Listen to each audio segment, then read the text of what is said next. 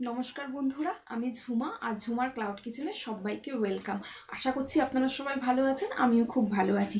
তো চলুন আজকের এই মজার রেসিপিটা শুরু করা যাক। মাছের একটি জনপ্রিয় রেসিপি নিয়ে হাজির হয়েছি। রেসিপিটি হলো বাটা মাছের ঝাল। বাটা মাছ মিষ্টি জলের মাছ, খেতে খুব সুস্বাদু আর এই মাছ স্বাস্থ্যের পক্ষেও ভালো। আজ আমি কিছু ঘরে থাকা উপকরণ দিয়ে এই মাছ রান্না করব।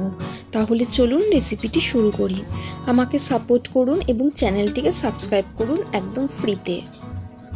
এই রেসিপিটি বানাতে লাগছে বাটা মাছ, পেঁয়াজ কুচি, আদা রসুন ও লঙ্কা একসাথে বাটা, সর্ষের তেল, নুন, হলুদ, ধনের গুঁড়ো, গোটা জিরে, লঙ্কার গুঁড়ো, ধনে পাতা কুচি। মাছগুলো ভালো করে ধুয়ে পরিষ্কার করে নিয়েছি। এর মধ্যে দিয়ে দিচ্ছি নুন ও হলুদ।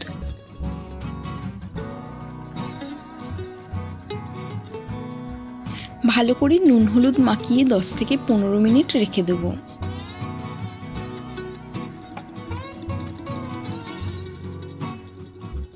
এবার একটা প্যানে সর্ষের তেল দিয়ে দিলাম।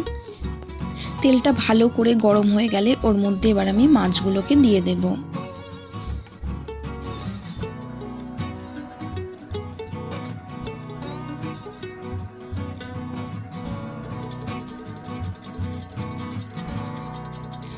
এইভাবে আর এক পিঠও আমি মাছগুলোকে উল্টিয়ে ভেজে নেব।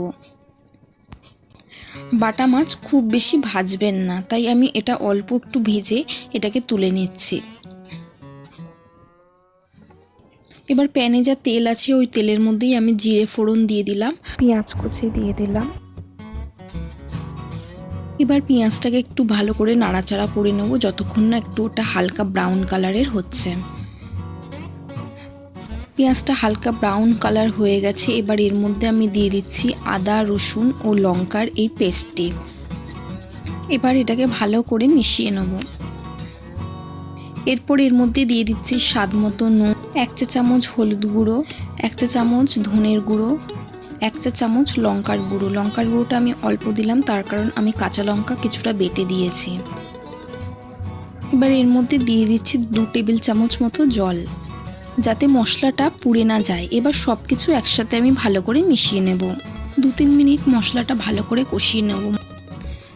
মশলাটা কষানো হয়ে গেছে। এবার এর মধ্যে আমি পরিমাণ মতন জল দিয়ে দেব। জলটা আপনারা আপনাদের ইচ্ছা মতন দিতে পারেন। আমি একটু এটা ঝাল করছি, একটু মাখা মাখা, তাই জন্য আমি 1 বাটি মতন জল দিয়েছি। এবার এটা ভালো করে মিশিয়ে নেব। জলটা ফুটে উঠেছে। এবার আমি মাছগুলোকে এর মধ্যে দিয়ে দিলাম। এবার 5 মিনিটের জন্য এটা চাপা দিয়ে আমি রেখে দেব।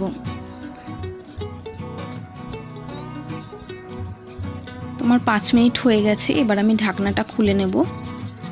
মাছটা মোটামুটি হয়ে এসছে। এবার আমি উপর দিয়ে ধনে পাতা কুচি ছড়িয়ে হালকা করে মিশিয়ে নেব। তো আমার বাটা মাছের ঝালটা একদম রেডি হয়ে গেছে। এবার আমি গ্যাসের ফ্লেমটা বন্ধ করে দিয়ে একটা প্লেটে নামিয়ে সার্ভ করব। তো আমার তৈরি হয়ে গেল বাটা মাছের ঝাল। এটা গরম গরম ভাতের সাথে খেতে খুবই ভালো লাগবে। আমার আজকের এই রেসিপিটা আপনাদের কেমন লাগলো কমেন্টসে জানাবেন। যদি ভালো লেগে থাকে তাহলে ভিডিওটাকে লাইক করবেন এবং বন্ধুবান্ধব ফ্রেন্ডসদের সাথে রেসিপিটা শেয়ার করবেন। আর এরকম নিত্য নতুন সহজ রেসিপি পেতে আমার চ্যানেলটিকে সাবস্ক্রাইব করে দেবেন। Thanks for watching. দেখা হবে একটা নতুন ভিডিও নিয়ে।